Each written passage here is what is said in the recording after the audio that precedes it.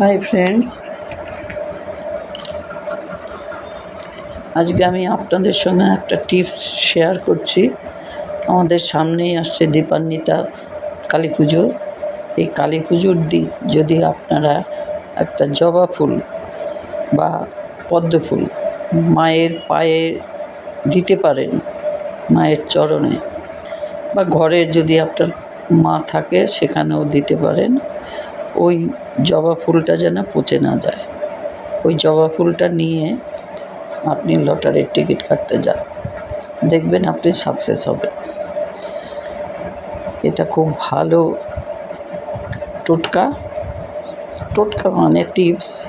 কেননা মায়ের চরণ থেকে ওই ফুলটা ছেলে হলে ডান পকেটে, আর মেয়েরা হলে ভ্যানিটি ব্যাগ বা হাতে, যে কোনো এভরিথিং।